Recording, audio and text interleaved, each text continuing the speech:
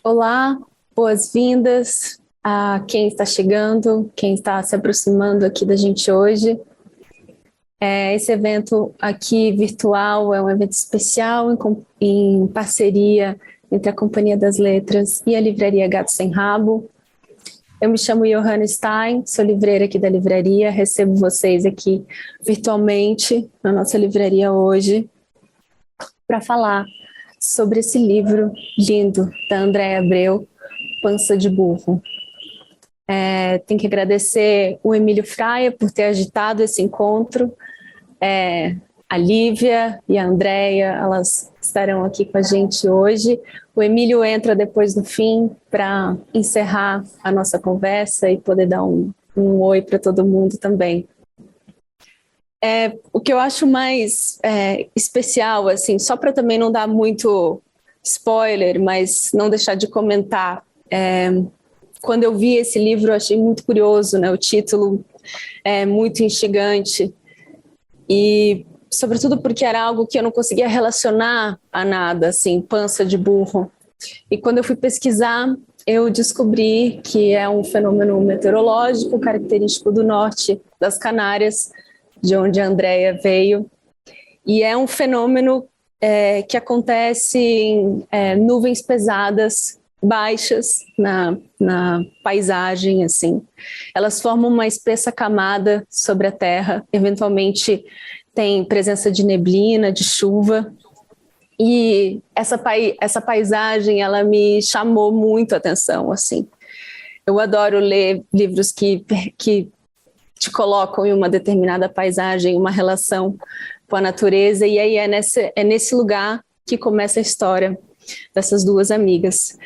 Não vou abrir muito, vou já apresentar a Lívia de Úrsula, que é editora de livros, tradutora do espanhol e professora de cursos livres, indicada ao Prêmio Jabuti de Melhor Tradução em 2018. Ela cursou jornalismo na Unesp e letras na USP, completando seus estudos em literatura espanhola na Universidade de Barcelona. Ela trabalhou na COSAC, na Companhia das Letras, e atualmente é editora na Carambaia. E a Andréa Abreu nasceu em 1995, em Tenerife, nas Ilhas Canárias. E Pança de Burro, esse livro que saiu em 2020, é o seu primeiro romance. Ele foi traduzido já em 16 línguas, eleito o melhor livro de estreia pelo Festival de Chambéry e vencedor do Prêmio Dulce Chacon. A Andréia fez parte da edição dos melhores escritores com menos de 35 anos da revista Granta, aquela revista britânica, e hoje ela está aqui com a gente para falar mais sobre o livro dela, junto com a Lívia. Então, passo a palavra para você, Lívia, e vou acompanhar vocês daqui.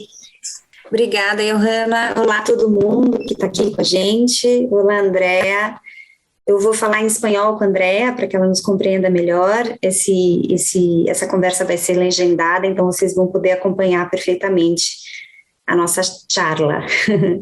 Andréa, é um gusto tenerte acá, un gusto muy grande. Fue un gusto increíble traducirte, porque Panza de Burro fue una de las cosas más lindas que yo leí hace mucho tiempo, así que me alegró mucho, me dio mucho trabajo también por la increíble fuerza de la oralidad, pero fue un trabajo muy, no sé, me encantó traducirla. Yo tengo algunas preguntas, pero claro que vamos charlando y paseando por las cuestiones presentadas aquí. La primera cosa es que son muchos los temas que cruzan Panza de Burro, ¿no? Las diferencias de clases sociales, la homofobia, el sexo en las redes sociales, la presión sobre el cuerpo femenino. Me gustaría saber si siempre has querido hablar de estos temas o ellos surgieron a raíz de la propia historia, de la historia principal. Bueno, primero que nada, hola Lívia, muchísimas gracias por estar aquí conmigo. Estoy súper contenta de que hayas traducido el libro. Muchísimas gracias, Johanna, por la presentación. Y ahorita supongo que Emilio vendrá también a saludarnos, así que de nuevo muchas gracias Emilio también por haberme dado la oportunidad de publicar la novela en Brasil. Estoy muy contenta por un lado también porque siento una conexión muy especial con el portugués, porque en cierta medida tengo raíces del portugués, o por lo menos los lucismos son muy importantes en el Canario porque hubo colonización portuguesa pues, en su momento, y de hecho mi apellido es de origen portugués. Entonces de alguna manera siempre me he sentido muy ligada al idioma, pero no lo entiendo, ni lo hablo, ni me gustaría hablarlo, la verdad. Entonces el hecho de que esté traducido allá me hace muchísima ilusión porque siento que hay una conexión muy fuerte entre las Islas Canarias y ustedes. Entonces creo que de alguna manera puede haber un entendimiento común. Ya me dirán los lectores en el futuro, pero por ahora todo el feedback que he recibido ha sido muy positivo. Entonces estoy muy feliz. Y de nuevo gracias Livia por haberme dado la oportunidad de que la gente me lea en el idioma de ustedes, ¿no? La verdad, ahora retomando la pregunta que me hiciste, creo que cuando yo me planteé contar una historia de amistad, o más bien de una amistad en la que los límites entre la propia amistad y el deseo, el enamoramiento romántico, el deseo sexual, estuviesen muy poco delimitados, me fui dando cuenta de que tenía que emplazarlo en un lugar muy concreto, que en este caso era el norte de Tenerife, y más en concreto los barrios del norte del monte de Tenerife, ¿no? Y cuando me di cuenta de que cuando una localización tan específica aparecía en un libro, necesitaba pues de unas referencias muy específicas temporales y geográficas, en ese sentido entendí que iba a necesitar hablar de una serie de aspectos que pasaban obligatoriamente por la necesidad de hablar del año 2005, que es el año en el que aparece esta historia, ¿no? Son dos niñas de 10 años, y Sora y la protagonista, que no tiene nombre, pues que viven un verano en el año 2005. Y a la hora de yo plantearme que quería hablar del año 2005, pues me di cuenta de que ese año estaba atravesado por una serie de realidades por las que no podía sobre las que no podía pasar, ¿no? Digamos, no podía olvidarme hablar de ellas. Y algunas de ellas son, por ejemplo, el hecho de la llegada de la Internet, que fue como de los primeros momentos en los que la gente de mi generación empezó a incursionar en Internet sin ningún tipo de tutela adulta, y eso hizo que muchas de nosotras nos acercáramos a la Internet de una manera un tanto violenta, aunque también divertida, ¿no? Y que descubriéramos asuntos que quizás hoy en día son más difíciles de descubrir porque hay un control parental, digamos, más presente, ¿no? Pero es verdad que tuvimos la capacidad de sobrevivir a pesar de la falta de tutela que había, ¿no? Por otro lado estaba la cuestión de la homofobia y la transfobia también, porque a mi edad viví las primeras situaciones en las que personas pues LGTB fueron visibles o muy visibles por primera vez en mi cabeza, ¿no? Yo tenía muchos amigos que eran gays, que tenían plumas y que no podían huir de esa realidad, y que recibían una violencia muy brutal, no solamente en los barrios de Monte, sino en los pueblos y las ciudades en general en aquella época, porque digamos que no había un sentimiento de igualdad, o por lo menos una intencionalidad para la igualdad, como sí hoy en día, ¿no? Digamos que por lo menos el debate hoy en día está en la mesa, pero en aquel momento no había ningún tipo de debate posible, simplemente las personas gay no merecían ningún tipo de respeto y era una vergüenza, ¿no? Entonces el hecho de que mi generación fuese una de las generaciones que intentó pues enfrentarse a eso a pesar de la gran violencia, también desde la perspectiva de las chicas lesbianas, de las chicas bisexuales, de las personas trans, me hizo pensar que los inicios de toda esa rebeldía que hoy en día vemos tan presente en redes sociales tuvieron lugar en los primeros años de los 2000, ¿no? Porque mi generación nació en los 90, pero fue en los 2000 cuando se crió, entonces ahí fue cuando empezamos a transgredir la norma, ¿no? Y luego, por otro lado, también estaba otra cuestión que a mí me interesa mucho, que es la cuestión de la clase social. Es que yo me di cuenta a medida que fui leyendo más a medida que me iba haciendo mayor, que buena parte, diría que la mayoría de libros están protagonizados por voces narrativas de tipo burgués, ¿no? Personas que tienen un posicionamiento social, pues digamos, de alto estatus, standing elevado, una posición económica bastante buena, y muchas veces nos ocurre que cuando esas personas habitan espacios conflictivos o habitan territorios rurales, lo hacen desde el privilegio y desde la mirada de quien va a pasar un mes de exilio para librarse del agobio de la ciudad, ¿no?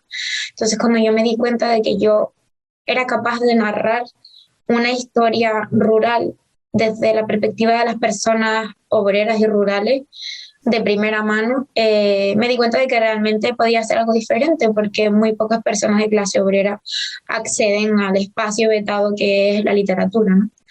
Y entonces ahí entendí que más allá de contar una historia, yo también tenía una posición de responsabilidad que me daba pues un poco de ansiedad, ¿no? Entonces ahí digamos que entró también la cuestión de la lengua literaria que yo quería plantear en Panza de Burro, y me fui dando cuenta de que de la misma manera que yo quería incluir marcas de tipo tecnológico por la época en la que perecía, de tipo temporal, porque eran el año 2005, principios de los 2000, pues de género, pues, por la cuestión de la inclusividad y todas estas cosas, me di cuenta de que también necesitaba incluir algo que hablase de la clase. Entonces, eso fue una de las cosas más complicadas para mí, y digamos que la solventé a través de la experimentalidad con la ortografía, ¿no? Que es una cosa que por lo general está bastante denostada en la literatura, ¿no? Es decir, estamos muy acostumbrados a ver la experimentación con los signos de puntuación, con las mayúsculas, las minúsculas, con los cambios y los saltos entre párrafos, pero lo que es la ortografía sigue siendo en cierta medida intocable. Entonces yo me di cuenta de que si la literatura es un espacio de libertad para la experimentación, no podía haber límites de ningún tipo, ¿no? Por lo menos yo quería jugar con los límites de la experimentalidad, y una de las cosas que quería generar con esa experimentación era de alguna forma representar pues la marca de clase dentro de la historia, ¿no? Pero además de la clase, hay también un recorte de género, por supuesto. La historia está narrada por una niña y cuenta sobre una relación con otra niña. Son las personajes, el español a veces me escapa. Los personajes principales. Y las mujeres no suelen ser protagonistas de novelas en general. ¿Pensaste en eso cuando escribiste el libro? Sí, por supuesto. Además creo que se añade un elemento importante en este sentido, que es que primero las voces narrativas no suelen ser protagonizadas por mujeres, y segundo, las niñas no suelen protagonizar las novelas tampoco. ¿Qué ocurre? Yo pienso que la voz narrativa infantil es muy interesante porque permite al lector y a la lectora conectar con esa capacidad de la desnormalización de la realidad, o por lo menos de, pues, digamos, esa capacidad que tienen las voces infantiles de generar la sensación de que estamos accediendo a la realidad por vez primera, porque realmente para esas voces infantiles lo que están narrando muchas veces es la primera vez que ocurre en sus vidas.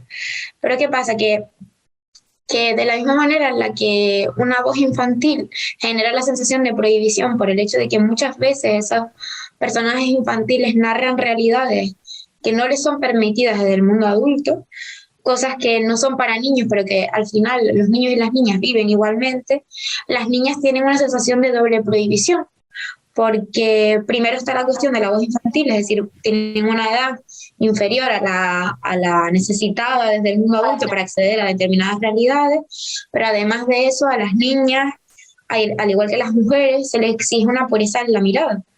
Entonces yo entendí que la voz narrativa infantil de las niñas era doblemente interesante y doblemente marginada, porque por un lado era infantil y por lo tanto no podía acceder a determinadas realidades, y segundo era una mujer, una niña, y por lo tanto se le exigía un doble de pureza y de limpieza, digamos, ¿no? Entonces como me di cuenta de que yo quería narrar, o por lo menos quería construir una voz infantil que fuese autocentrada. Y en esto Nunca está infantilizada la voz infantil, no es infantilizada, no es verdad. No es, sí. Quería generar una historia autocentrada, porque creo que por lo general pues la voz infantil, que se le incluye dentro de los narradores más fiables, se utiliza muy habitualmente, o por lo menos lo que yo he podido leer, para narrar de forma velada, de forma sutil, los conflictos del mundo adulto, como una especie de forma esquinada de contar el mundo adulto. Pero yo también me había dado cuenta de que necesitamos narraciones autocentradas en la infancia, de problemáticas de la infancia en sí misma, que no sean en la mera herramienta para hablar de nuevo de los conflictos de la edad adulta, ¿no? Entonces ahí fue que me di cuenta de que yo quería utilizar la voz infantil, pero no como una herramienta para hablar de cuestiones propias del mundo adulto, sino para hablar de cuestiones propias del mundo infantil, ¿no? Y no del mundo infantil en cualquier sentido, sino del mundo infantil pues de las niñas en concreto, ¿no?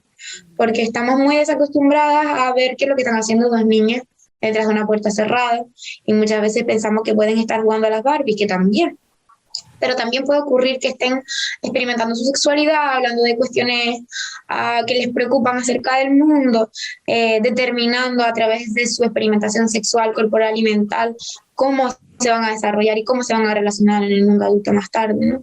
Yo creo que, bueno, es una cosa, una realidad probada científicamente. Los primeros años de vida, los 5 primeros años de vida ya marcan muy fuertemente nuestra forma de relacionarnos a lo largo de la vida. Entonces yo creo que las narrativas sobre la infancia son sustanciales para entender la complejidad humana en su totalidad, ¿no? Muchas veces pensamos que las narrativas sobre la infancia, me ha pasado muchas veces, tienen un menor calibre porque son como graciosas, no sé cómo explicarlo, ¿no? Pero realmente para mí tienen un lugar privilegiado dentro de la literatura porque indagan sobre pues el sentido mismo de la humanidad. Hay una frase muy feliz que me parece muy objetiva y que dice, resume bien lo que se pasa con la oralidad en el libro, que es una frase de Ana Guadalupe, que escribió la portada del libro. Ella dijo que la oralidad está marcada por un lirismo escatológico, porque es un lenguaje muy bello, no pierde la belleza, pero sin perder también lo juego con lo escatológico, ¿no? Me parece. Y ya dijiste que el uso de la oralidad, entre otras cosas, también fue una decisión política. ¿Podrías comentar sobre eso? ¿Cómo se conectan el lenguaje y la política? Creo que no me interesa en absoluto la literatura de tipo panfletario, digamos, con un mensaje o una moraleja demasiado evidente, pero sí pienso que cuando una escribe, carga con todos sus pensamientos y con toda su ética y toda su moral. Y yo en mi vida en particular soy una persona muy preocupada por las cuestiones de justicia social. Y me considero una persona feminista, ecologista, pues no como animales, por ejemplo, que es una cosa que me importa mucho. Y creo que a la hora de sentarme a escribir, evidentemente no puedo ni me interesa huir de mis valores éticos. Sin embargo, tampoco quiero, como decía antes, dejar una interpretación establecida, porque entonces no habría posibilidad para los lectores y las lectoras de generar su propia lectura, que es lo realmente interesante de la literatura. Y por eso yo me encargo de generar una ambigüedad también en los personajes, y por eso también la cuestión de los contrastes en el lenguaje. A mí no me gusta generar personajes que sean redondos, en el sentido de que se puedan encasillar dentro de las categorías morales de bien y mal prototípicas. Me gusta que a pesar de que los personajes no son personas, se parezcan en cierta medida a las personas.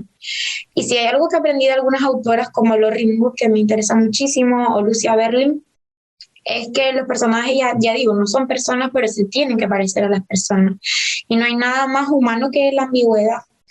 Entonces, creo que me esforcé mucho, a pesar de que determinados personajes sí se aproximan más al cliché, como por ejemplo el personaje de Chela, que sí es más claramente malvado, ¿no? O el personaje de la abuela de la protagonista, que sí tiende más a la bondad.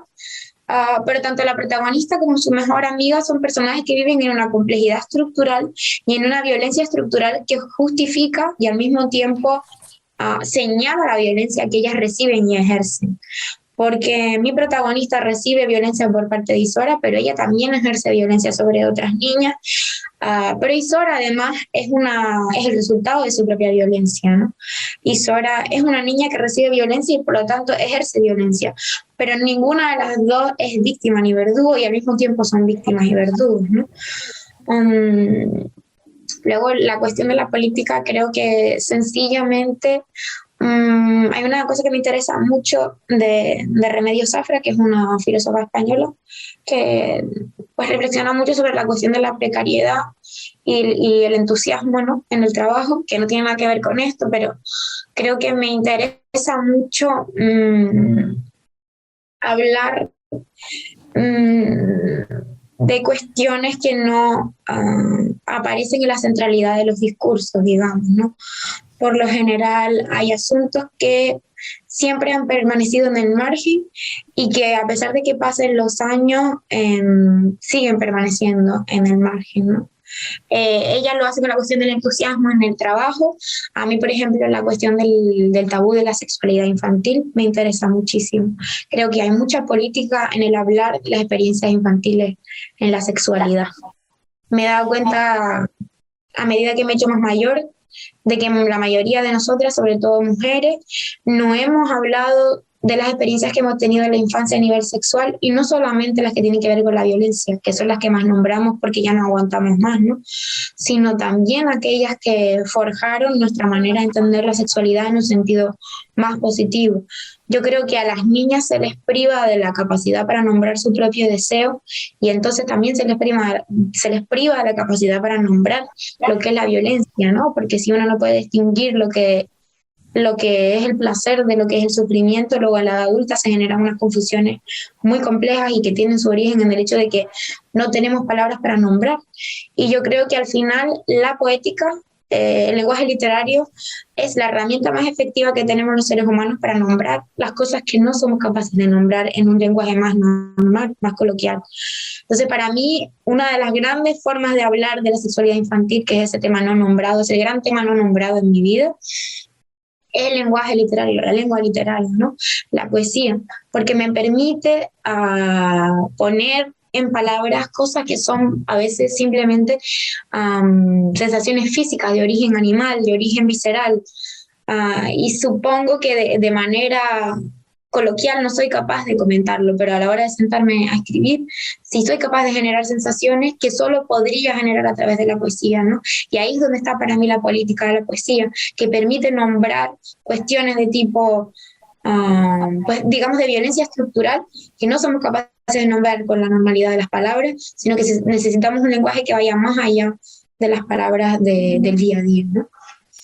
Pero la oralidad también trae un rasgo político en el sentido de que demuestra que una lengua no es menos que otra lengua. Yo digo por comparación al español estándar, por ejemplo. Bueno, esa cuestión es esencial. Creo que hay varias vertientes dentro de la lengua literaria que desarrollé dentro de Panza de Burro. Está la marca de la amistad, digamos, la cuestión de las repeticiones. Todas sabemos que cuando tenemos una amiga tenemos un lenguaje propio que solo nos pertenece a nosotras y que está sustentado básicamente en las repeticiones. Shit, bitch, todo eso aparece mucho en el libro. La cuestión de la clase a través de la experimentación con la ortografía, la cuestión del momento histórico a través de la experimentación con las mayúsculas y las minúsculas por la comunicación a través de Messenger, Internet. Y otra cuestión que para mí es fundamental y que diría que es tan importante como el contenido mismo de la historia es la de la necesidad de colocar el dialecto canario, o por lo menos mi variante en concreto del dialecto canario, en un lugar de respeto por parte de la comunidad literaria, no ya de la comunidad literaria, sino del mundo en general. Porque ¿qué ha pasado? Probablemente ustedes tengan una experiencia muy parecida, que es que desde la metrópoli se considera muchas veces, incluidos también desde Canarias, que nuestra variante del español no es lo suficientemente válida para aparecer en determinados contextos. Sin embargo, hay otras variantes que sí se corresponden con los lugares prototípicos del poder y que son tan variantes como mi propia variante. Es decir, no hay unas variantes de un idioma que sean superiores a otras, pero política y históricamente y también desde una perspectiva colonial se ha intentado demostrar que hay algunas variantes que, porque corresponden con los lugares de marginalidad, son menos válidas para aparecer en determinados contextos de la cultura, como por ejemplo es la literatura. A mí me sirvió mucho leer mucha literatura latinoamericana para entender que en Latinoamérica, en países como por ejemplo México o Colombia, llevaban años luz de avance a la hora de escribir en sus propias variantes del español. Y tenía la sensación a la hora de leer esos libros que no pedían permiso de esas autoras y esos autores para utilizar una variante que les era propia y les era conocida y por lo tanto les era útil y necesaria para hablar de un determinado contexto temporal, político y social. Yo considero que muchas veces se huye de determinados rasgos geográficos o temporales del habla en la lengua literaria por vergüenza, porque se considera que son menos elevados, pero realmente la riqueza de la literatura es la concreción, la especificidad.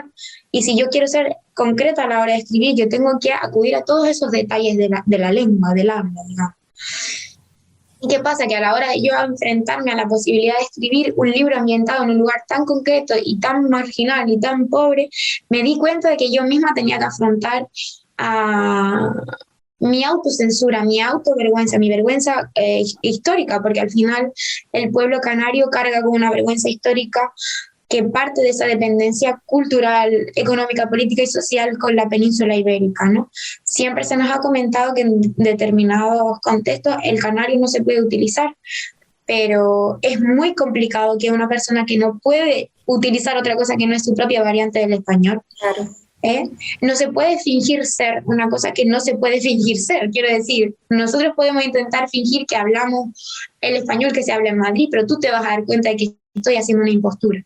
Entonces, cuando la literatura canaria es escrita desde ese lugar, desde el lugar de la impostura, se genera una vergüenza y continúa la vergüenza por lo largo de los años. Porque si nunca vemos una representación desvergonzada de lo que es la canariedad, nunca vamos a perder esa vergüenza. Tiene que venir de todas las vertientes.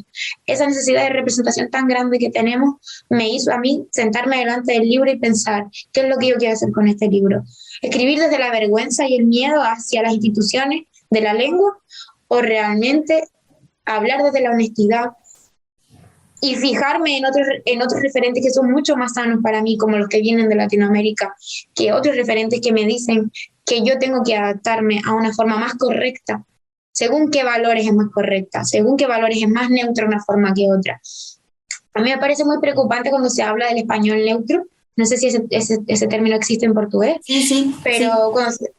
cuando se habla de la lengua neutra, es decir, la neutralidad no existe, lo que existe es una correspondencia entre determinadas formas y los poderes tradicionalmente políticos de la metrópoli y sociales y culturales, es decir, la forma neutra, curiosamente en español, corresponde con la forma de Castilla, con la forma de Madrid. Entonces yo no creo que eso sea una casualidad, no creo en las casualidades, porque la política se entrelaza con la lingüística, ¿no? Entonces yo entendí que yo tenía la misma posibilidad y capacidad de apropiarme y utilizar mi variante del español en la literatura que la que tenían personas en el otro lado del Atlántico, para mí, quiero decir, para la gente de Latinoamérica, y que la que ahora se está viendo que están desarrollando personas también de la península ibérica, porque a pesar de que siempre se ha intentado neutralizar el español a través de la escritura, nos hemos dado cuenta de que incluso dentro de la península ibérica hay una cantidad de variaciones dentro de la lengua que es brutal y que sería estúpido perder toda esa riqueza lingüística por una cuestión de respeto a una especie de pureza de la lengua que realmente ni siquiera existe, porque todos sabemos que el avance de la lengua está basado precisamente en esa experimentalidad en esa falta de miedo a la creatividad. Y entre esos efectos me encanta el diminutivo, el uso del diminutivo que haces, me encanta mucho. Hablaste de la violencia del sexo como forma no solo de de placer, pero también de violencia. Y hay en un libro una escena de violación que se describe de manera sutil porque está vista y sentida por una niña que tarda un poco a entender qué pasó, pero que causa mucho malestar, por supuesto. ¿Cómo fue crearla? ¿Cómo pensaste en esa escena? ¿Qué cuidados tomaste para que saliera de la manera que querías? Fíjate que justo el otro día tuve una entrevista con una periodista alemana que vino aquí a Tenerife a verme y me interesó mucho que me dijo, te quería preguntar por esa escena que tú me estás comentando, pero no te voy a preguntar porque creo que tú pretendías que no se supiera muy claramente qué es lo que había ocurrido, como que no hubiese un marco teórico para comprender esa situación. Y entonces pensé que realmente lo que ocurre es que como yo tampoco tenía palabras para nombrar esa violencia que en lo general no se nombra en la sociedad, tampoco pretendía que quien la leyera la nombrara abiertamente como una violación, sino que tuviera una confusión. Quería yo generar la confusión que la niña estaba sintiendo en la experiencia. Pero lograste eso, de hecho. Muchas gracias, Lili. Lo que ocurre es que yo viví una experiencia muy parecida en la infancia y fue como, digamos, el tema de mi infancia, ¿no? Era como una cosa que venía recurrentemente en mi día a día y que yo pretendía colocar en algún cajón de los que me habían enseñado a utilizar en mi cabeza, pero que no sabía colocar porque no tenía palabras para nombrarlo. Era desagradable, al mismo tiempo tenía un punto de excitación por algún grado no lo sé, de acercamiento hacia el cuerpo de otro niño o niña. Era también parecido a esas cosas que yo había visto en la tele que tenían que ver con la pornografía, pero al mismo tiempo me parecía muy desagradable. Me había sentido violentada. Y entonces me di cuenta a medida que fui creciendo que muchas niñas habían vivido, o más bien adultas, mujeres adultas, habían vivido como niñas experiencias que no habían sabido catalogar hasta la edad adulta y que les habían hecho sentir que la sexualidad era una cuestión sucia, desagradable, también digamos por una educación pues tremendamente católica, supongo, ¿no?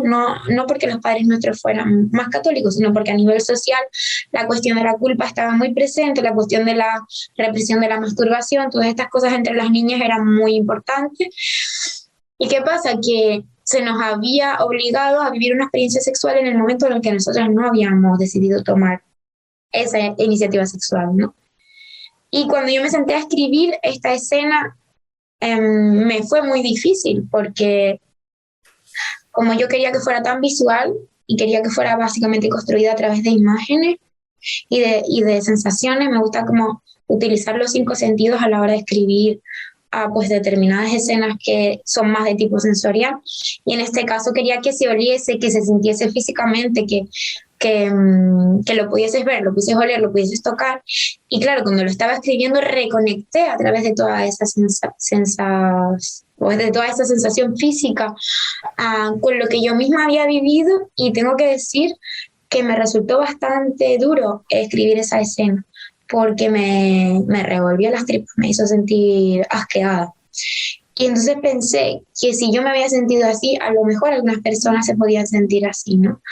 Mi intención a través de esa escena no era tanto que la gente supiese lo que estaba pasando, sino más bien que se hiciese preguntas, que se preguntase sobre la posibilidad de la violencia sexual en la infancia, pero no ya de adultos hacia niños, sino entre niños, porque este tema no se ha hablado. Yo no lo he hablado nunca con nadie, no se ha planteado a nivel político y tampoco quería plantear ningún tipo de solución o de opinión, simplemente quería que saliese a la luz la existencia de ese debate, que es hasta qué punto se puede delimitar la edad para hablar de violencia sexual, ¿no? Es decir, hasta qué punto la maldad y la violencia no forman parte de la infancia, de la edad preadolescente, de la edad infantil.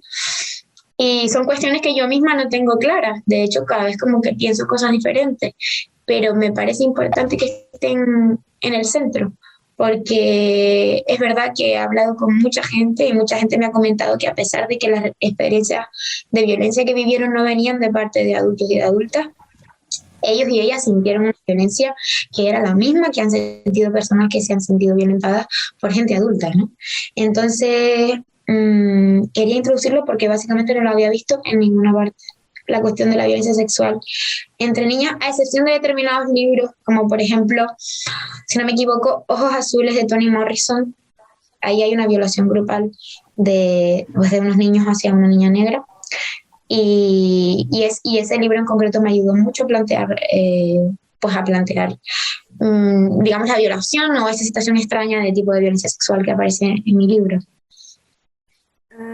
O sea, que la sexualidad infantil como tabú marca la vida no solo de las niñas, pero también de los niños, ¿no? Que no saben cómo reaccionar, cómo actuar con este tema, ¿no? Me parece, no sé qué opinas.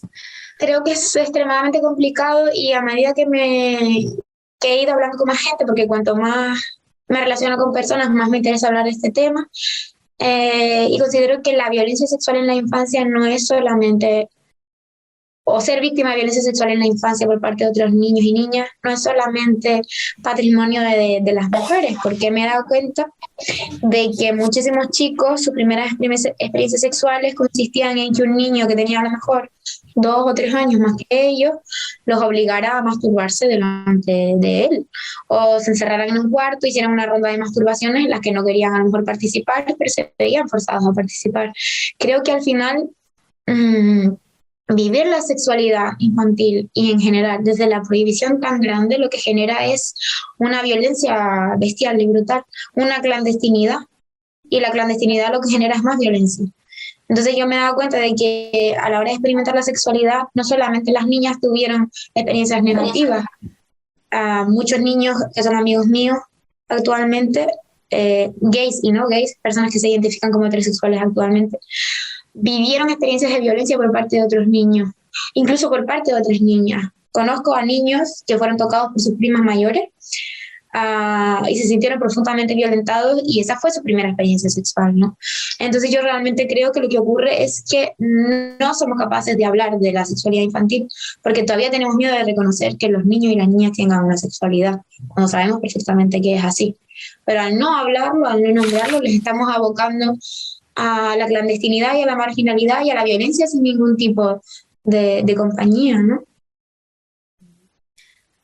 Por la relación de poder creada entre las dos chicas, también sexual, aquí en Brasil muchos lectores dijeron que se identificaron mucho con Shit, al punto que al principio se enfadaron con Isora. Y como dijiste antes, bueno, sin embargo, si nos fijamos bien, Isora es una niña con una historia muy triste que termina provocando algún tipo de empatía después de cierto momento de la narración.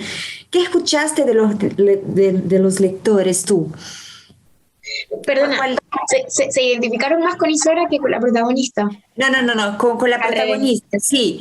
Por la sensación de exclusión, por la sensación de no conseguir reaccionar a ciertos comportamientos. Y quería saber qué tú escuchaste de los lectores. ¿Cuál fue la reacción de ellos?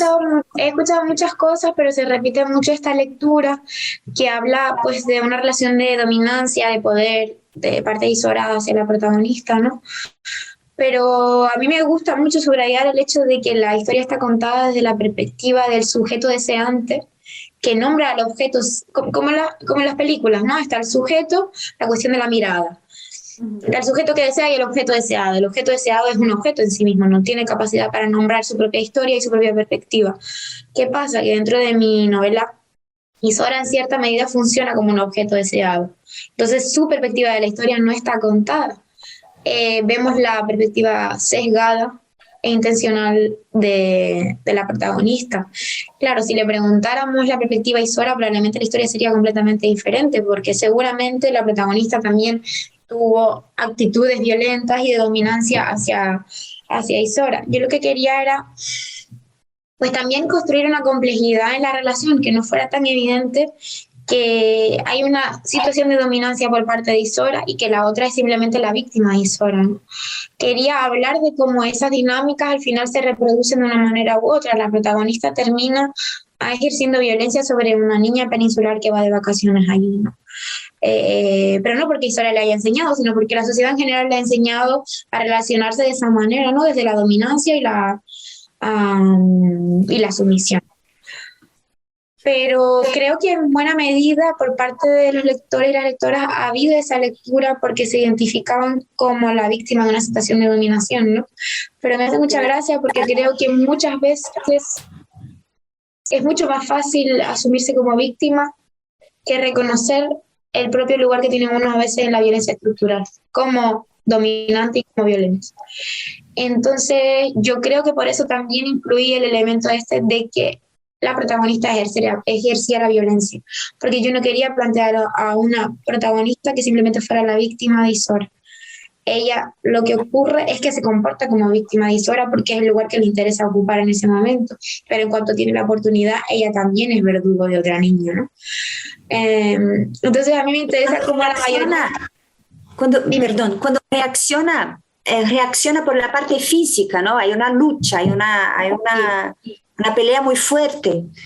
Cuando Shit se da cuenta y quiere reaccionar, es muy violento eso. Sí, creo que realmente lo que le ocurre a la protagonista es que se relaciona con Isora desde una perspectiva pues de sujeto a objeto, ¿no? Entonces cuando el objeto se revela en contra de su deseo, ella también quiere dominar ese objeto que ella desea, porque lo que ocurre con Isora, que me parece muy interesante, es que es un animal completamente indomable, es completamente impredecible, y eso a la protagonista le genera mucha frustración y mucha ansiedad, porque de alguna manera ella ha aprendido que tiene que controlar y encasillar a los otros, ¿no? Ella quiere que Isora ocupe un lugar determinado, que sea su mejor amiga, que se comporte de una determinada manera, pero es que Isora es un personaje que no entra dentro de ninguna categoría. Ella sale y entra en las categorías según quiere o según le ocurre. Para mí tiene mucho más que ver con un animal, con un perro salvaje, con un gato, que con una persona. ¿Y qué le pasa a la protagonista? Que tiene una necesidad de categorización o de control muy fuerte. Entonces Isora no le cuadra, porque Isora no corresponde lo que ella quiere que corresponda. Y entonces ahí nace la violencia. La protagonista, si se dan cuenta, la desea, pero al mismo tiempo reconoce que le gustaría destruirla. Y al mismo tiempo quiere ser ella, pero también la envidia y al mismo tiempo la odia por ser como es. Hay una cuestión de envidia, deseo y necesidad de control muy fuerte, porque Isora es un personaje que despierta unas emociones extremas, porque es incontrolable, porque no se ciñe a lo que se tiene que ceñir. Y eso genera mucha frustración, porque una niña no es lo que debería ser, ¿no? Esa niña no es lo que debería ser. Lo que espera la sociedad que sea, ¿no? Y está muy claro, por supuesto, la dificultad de una niña de lidiar con el deseo mezclado al amor, a la rabia, a la envidia, es todo junto, ¿no? Y no, a los 10 años no se tiene madurez para tratar de todo eso, todo junto. Y el barrio también me parece que forma una parte muy importante de esta relación y funciona como un lugar tanto de protección como de opresión a la vez en la vida de las niñas. ¿Crees que este lugar de ambivalente es común en la infancia? La represión y la opresión de un sitio donde... No sé. Es común no en la infancia, no diría la infancia de manera categórica, sino en determinadas infancias. Sobre todo en las infancias LGTB creo que esto es muy habitual. Si el mismo lugar que te genera una protección por un lado, te genera una violencia y una incomprensión por el otro, ¿no? Y no solamente en las infancias de personas LGTB, sino en la infancia, por ejemplo, de personas gordas. Tu madre te puede querer, pero te puede estar poniendo a dieta desde los 6 años, ¿no? Ese es el caso de Isora. Isora habita un lugar en el que recibe comida y recibe techo, pero al mismo tiempo recibe una violencia brutal que es una niña gorda. O por lo menos por no entrar dentro de los cánones que se espera, porque tampoco sabemos si Isora es gorda, sino simplemente que no domestica el apetito en el nivel en el que su abuela le exige, ¿no? Entonces yo creo que, no sé si para todo el mundo la infancia sea un lugar de protección y de opresión al mismo tiempo, ¿no? Pero creo que para muchas personas a lo largo de la historia se ha identificado a la infancia con la patria de la libertad y todos estos términos que a mí pues me disgustan, y pienso que cada vez más hay personas que narran infancias desde lugares mucho más diversos, en el sentido de que para gente que la infancia puede significar un espacio de libertad, que también lo es para mí en cierto sentido, un espacio en el que las normas del mundo adulto no habían sido introducidas del todo y por lo tanto había una especie de salvajismo en los hábitos y en las costumbres, pero también son los lugares de las primeras violencias y de las primeras incursiones en el mundo del dolor, digamos. Yo creo que los dolores que yo viví en la infancia son los dolores que me van a acompañar siempre, ¿no? Y esas primeras decepciones son las decepciones que marcaron mi carácter, mis rasgos de personalidad, ¿no? Entonces, será porque yo viví también determinadas circunstancias en la infancia con las que he tenido que lidiar toda la vida, que sí, por un lado sentía esa compañía del mundo adulto, pero al mismo tiempo su violencia y digamos, su abandono, porque muchas veces lo que ocurre es que el mundo adulto le da la espalda a determinadas realidades de la infancia, que son realidades, pero que no nos gusta identificar como realidades porque son desagradables. Muy bien. El fenómeno meteorológico que da título al libro parece encajarse a la perfección con el clima de la historia y a la vez deshace la mitología que se tiene sobre Canarias.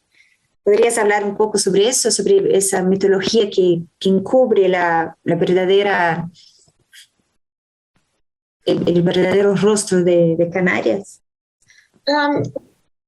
Creo que por un lado está la cuestión de la meteorología. Hay una autora colombiana que me gusta mucho, que es Pilar Quintana.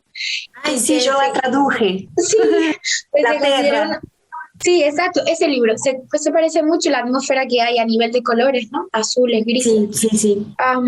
Ese libro a mí me marcó mucho porque considero que soy una autora bastante meteorológica, en el sentido de que creo que la atmósfera está más que nada determinada dentro de lo que yo escribo por el tiempo climático, digo. Y en el caso de Pilar Quintana es muy parecido a lo que ocurre. Y yo me he preguntado por qué a mí me influye tanto a la hora de escribir la climatología, ¿no? Y al final me he dado cuenta de que como persona a mí me influye mucho la climatología, pero no porque yo esté interesada especialmente en eso, sino porque el lugar que yo habito es climatológicamente extremadamente inestable. Cada minuto en Canarias, en cada barrio diferente, hay un clima distinto. Y a lo largo del día puede ocurrir que haga sol, que llueva, que salga otra vez el sol, que haya niebla, que haya nubes. Entonces, claro, esa inestabilidad a mí me ha generado desde pequeña la sensación de que siempre va a ocurrir algo malo, ¿no? De que está la sensación circundando de que algo, digamos, fatal, ese fatalismo que hay dentro de Panza de Burro, puede ocurrir. Y creo que me interesaba incluirlo dentro del libro porque, de nuevo, volviendo a la cuestión de expresar lo inefable a través de la poesía, yo había vivido a lo largo de mi vida y muchas personas que yo conocí la sensación de que mi carácter, mi personalidad y mi forma de relacionarme con el mundo estuvieran profundamente determinados por el tiempo atmosférico que había en ese momento. ¿Qué pasa? Que yo me di cuenta que la imagen que había de las Islas Canarias desde el exterior y lo que realmente ocurre en las Islas Canarias a nivel climatológico y a nivel vital es completamente diferente. Por ejemplo, ahora llevo una semana sin parar de llover y haciendo bastante frío. La gente me ha dicho, la gente que ha venido aquí, que no sabía que en Canarias llovía. Creo que se asume que los lugares prototípicamente turísticos, o como se han planteado, prototípicamente turísticos, no llueve, no hay cambios climatológicos, la gente no vive, no trabaja, no come, no hay escuelas, no hay nada, solamente hay Eso se pasa en Brasil también. Realmente eso se pasa en Brasil. Ni siquiera estamos, no se plantean ni la posibilidad de que haya personas escribiendo libros. Esto me parece muy atrevido, pero es así. Realmente hay mucha gente que me ha reconocido. Yo es la primera vez que leo a una autora o un autor canario, pero te digo la verdad, yo ni siquiera sabía que había gente escribiendo en Canarias. Y a mí me parece tan absurdo, porque cómo pensar que no va a haber personas haciendo lo que hacen las personas en cualquier parte del mundo, en cualquier lugar del mundo, ¿no?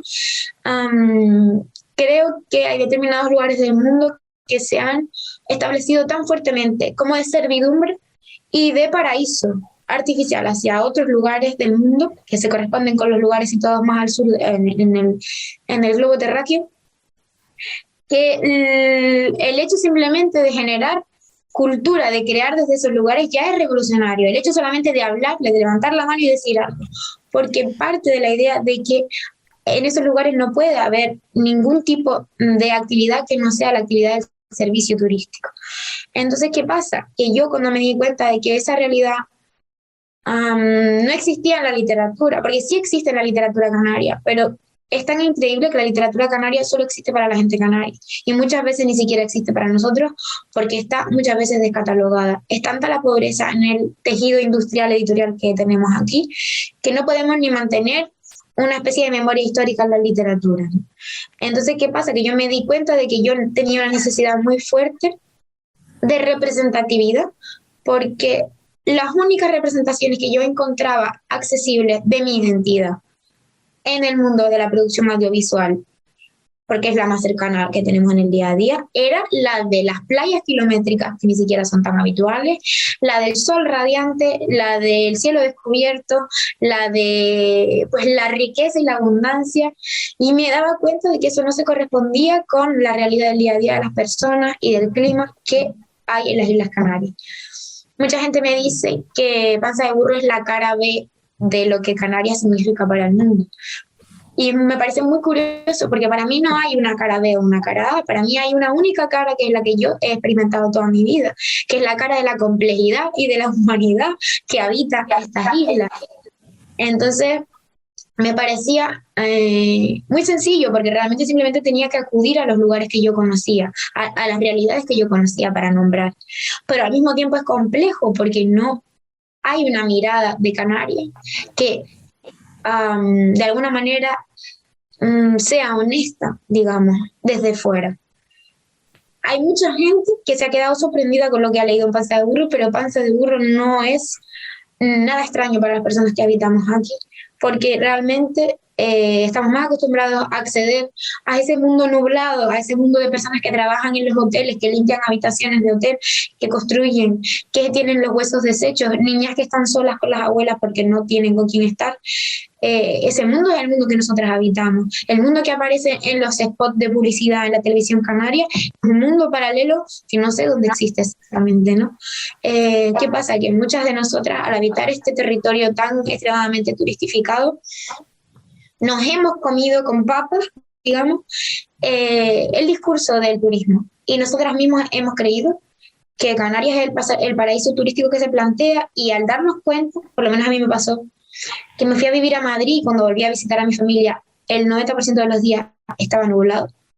Me di cuenta de que realmente yo me había creído eso que habían dicho de las Islas Canarias y que tanto nombraban que era como ese paraíso de sol, de playa, cuando realmente mi experiencia no tenía nada que ver con eso. Y ahí es cuando me di cuenta entre el contraste de lo que se esperaba y de lo que realmente es, entendí que había un universo narrativo que podía ser utilizado porque iba en contra de las expectativas. Y a mí si me interesa algo en esta vida es que los libros y las creaciones culturales en general rompan con las expectativas de los lectores y de los videntes, ¿no? Entonces, cuando a mí un libro me remueve mis propias ideas, me interesa. Entonces yo entendí que yo podía intentar generar un libro que hiciera eso, o por lo menos que me lo hiciera a mí, porque me di cuenta de que a la hora de yo representar esas realidades que no estaban tan representadas, o por lo menos que no habían sido representadas desde los años 70, que no habían sido actualizadas,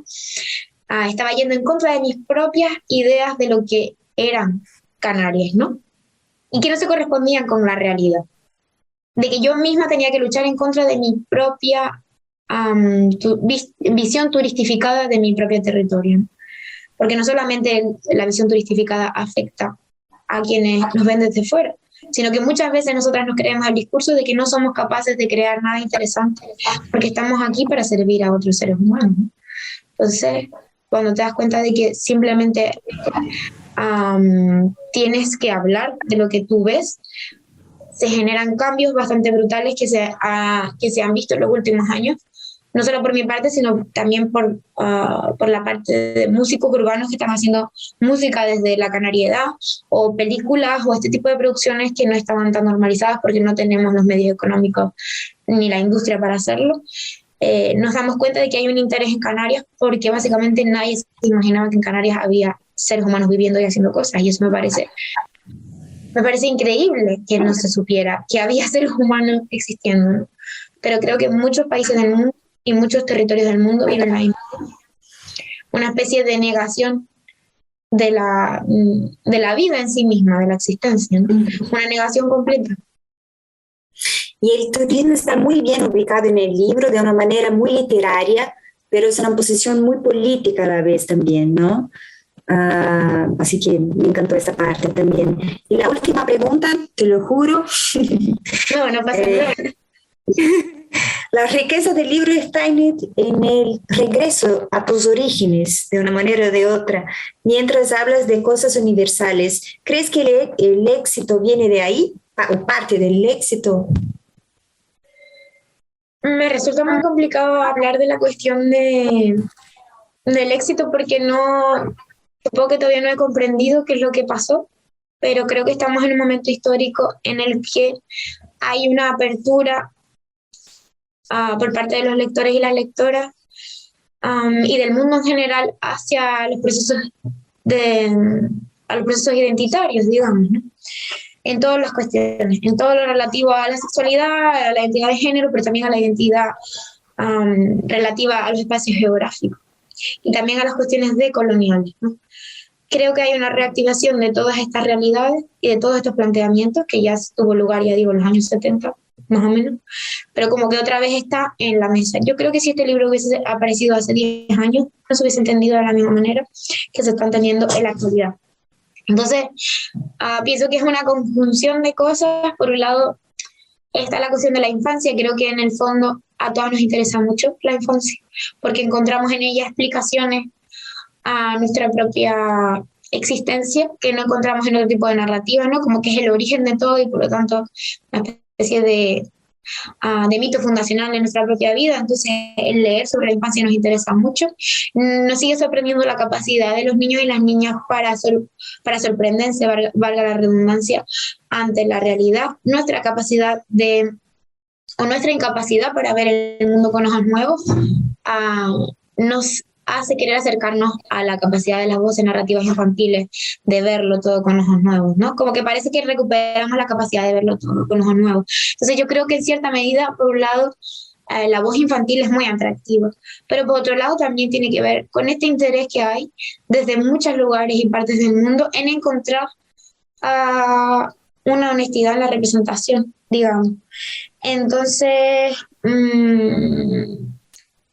también lo que pasa, pienso, es que muchas personas canarias, a pesar de que el libro esté siendo valorado por personas a lo largo del mundo, muchas personas canarias necesitaban fervientemente una representación que tuviera que ver con el momento más actual, a pesar de que los 2000 ya sean una cosa pasada, ¿no? Creo que sentirse representada es una cosa incómoda en cierta medida, porque puede generar mucha vergüenza y de hecho he recibido reacciones muy negativas por parte de personas canarias que no se sentían representadas adecuadamente. Pero al mismo tiempo la representación genera una sensación de mera existencia, digamos. Muchas veces sentimos que no existimos porque no estamos. Esto que dice siempre el feminismo, ¿no? Que lo que no se nombra no existe, pero es que es cierto, porque lo que no aparece en un libro, en una película, al final la cultura es el lugar de la fijación de la identidad, digamos, ¿no? Lo que no aparece representado no existe, y muchas veces dentro del libro no solamente las identidades sexuales y todas estas cuestiones aparecen representadas, sino que hay palabras, hay gente que no ha sido representada nunca en ningún lugar, de ninguna manera. Y simplemente el hecho de darnos cuenta de que la literatura puede ir añadiendo fotos al álbum de la representación, porque al final supongo que todas estamos un poco cansadas de que siempre haya habido las mismas representaciones históricamente en la literatura. Y quienes no nos hemos sentido parte de las representaciones prototípicas de la literatura, hemos valorado a lo largo de la historia autoras como, yo que sé, Carson McCullers, por ejemplo, que se encargaba de representar a personajes que forman parte de la absoluta marginalidad en la vida normal, ¿no? Entonces yo creo que mi intencionalidad en el libro era hablar de cuestiones o de personajes que siempre han habitado al margen y que estaban predestinados a no aparecer en los contextos oficiales de la cultura. Y entonces lo que ocurre es que hay demasiada gente en este mundo que pertenece al margen. Y tanto está ocurriendo eso, que tengo la sensación de que los márgenes son tan amplios que el centro se está quedando chico. Y que los márgenes están arrasando el centro. Y entonces lo que ocurre en este momento de la literatura, para mi gusto, es que el margen está ocupando la centralidad. Y para mí eso es fundamental y es precioso. Y maravilloso. Entonces yo considero que, aparte de mis méritos, no me quiero quitar el mérito, pero aparte de mis méritos literarios, el momento histórico favorece a todas esas historias que tengan que ver con la no centralidad del discurso, digamos. Muy bien, muchas gracias, Andrea. Gracias, Lilia. Ya está acá para hacer el cierre. Sí, muchas gracias, Andrea, Gracias. por aceptar nuestra invitación. Un gusto escucharla. Bueno, Livia también. Quería un poco antes de cerrar, esto que estaba diciendo es muy interesante acerca de las orillas del margen. ¿Cómo, por ejemplo, hoy en Latinoamérica, nosotros aquí creo que leemos su libro es como una hermana, ¿no? Porque es muy conectada con las cuestiones que están siendo trabajadas en la literatura de Latinoamérica. Hay como una ola, una explosión de autoras de Latinoamérica, citado Pilar Quintana. Quería saber qué está leyendo de la literatura latinoamericana hoy y también cómo piensa esta suposición que, bueno, en relación con la Europa, con la ficción que hoy está siendo producida en París, en Madrid, en los grandes centros europeos, con la relación de esta literatura con la relación de la literatura de Latinoamérica hoy. ¿Cómo piensa esto, esta tensión? Creo que es muy acertado lo que dices, Emilio, porque a pesar de que mucha gente desde Europa no conozca esta realidad, en Canarias sentimos una conexión cultural mucho más fuerte con América Latina que con España y con Europa en general, por una cuestión de conexiones de tipo histórico que parten ya desde la etapa de la colonización. Canarias ha sido pues fundadora de determinados lugares en Latinoamérica y al mismo tiempo hemos recibido población de Abya Yala toda la vida y ha habido un trasvase continuo de personas, ¿no? Ya te digo, lo comenté al principio, mi apellido es portugués, no sé cuál es el motivo, pero ahí está, ¿no?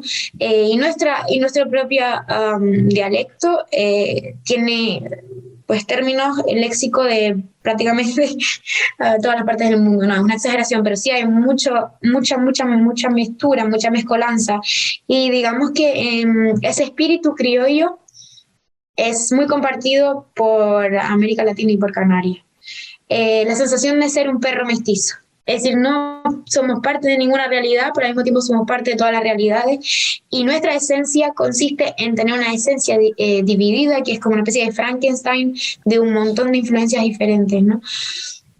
¿Y qué pasa aquí? Tengo la sensación que desde Europa muchas veces se ha idealizado como la pureza digamos, en todo en general, ¿no? Como en la ascendencia y también un poco en la escritura. Y a la hora de escribir, en Latinoamérica siempre ha habido un interés por la mezcolanza también a la hora de construir la lengua literaria. ¿Y qué pasa? Que al yo leer literatura latinoamericana me fui dando cuenta de que mi realidad a nivel de mestizaje tenía mucho más que ver con esa suciedad que me venía de Latinoamérica que con la pulcritud de la neutralidad lingüística que me venía de Europa muchas veces, ¿no? Con esto no quiero decir que no me interese la literatura europea, todo lo contrario, siempre estoy leyendo autoras europeas, pero me he dado cuenta de que ha habido una especie de monopolio de la neutralidad, que a mí me hizo entender durante mucho tiempo que yo no podía ser compleja a la hora de representar mi identidad a través de la lengua literaria. Pero ¿qué pasa? Que en cuanto una da la vuelta y mira desde mi perspectiva para el otro lado del océano Atlántico, encuentra la posibilidad de representar la lengua y las vivencias desde la complejidad, ¿no? Y creo que desde los 70, 80, 90 hay una generación de mujeres sobre todo que están produciendo unos libros que me han hecho sentir más representada que toda la historia de la literatura junta. No había encontrado libros que me hicieran sentir tan representada, precisamente por ese reconocimiento de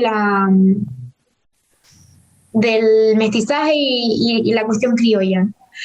Por ejemplo, Rita Indiana es una autora que a mí me interesa muchísimo y que, por ejemplo, en el libro de Papi, escribe en Spanglish, que es una cosa que ha estado denostada a lo largo de la historia muchísimo, porque precisamente es como, no puede haber nada más criollo y más mestizo y más sucio que un Spanglish, ¿no? No es ni el español ni es el inglés, es una especie de mezcla sucia y extraña entre las dos cosas. Y a mí me interesaba mucho eso porque yo siempre he sentido que he ensuciado la lengua solamente con existir.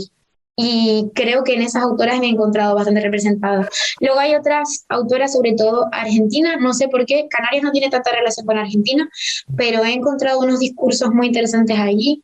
Selva Almada es, digamos, mi autora predilecta, con la trilogía esta que tiene como de la masculinidad. Luego hay una autora que estoy leyendo últimamente que me interesa mucho, que es Mariana Travasio, que no sé si la han leído, pero es espectacular y tienen como algo con Pilar Quintana en la novela de La Perra, que es que construye historias como muy breves y a la vez muy redondas, con una estructura casi perfecta. Al mismo tiempo muy sencillas, historias bastante sencillas, pero que nombran realidades y discursos que parecen anticuados, pero desde un lugar renovador. Eso me interesa mucho, ¿no? Contar historias que parecen las historias de siempre, ¿no? Como típica historia de gauchos en el campo, ¿no? Pero que están contados en una perspectiva completamente diversa.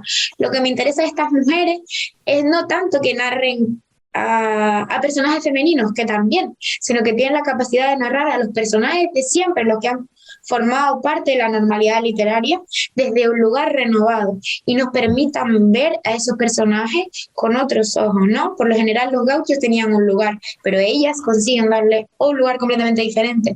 En la narrativa de Selva Almada, por ejemplo, los protagonistas son pescadores, son hombres de la construcción, ladrilleros, pero se plantean cuestiones como el deseo sexual entre hombres, o pues sentimientos de celos, de rabia y de ira entre hombres, ¿no?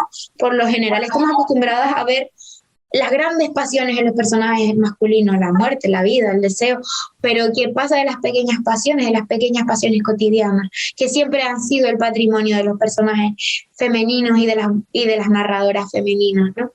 Me interesan mucho esas narrativas que nos hacen repensarlo todo.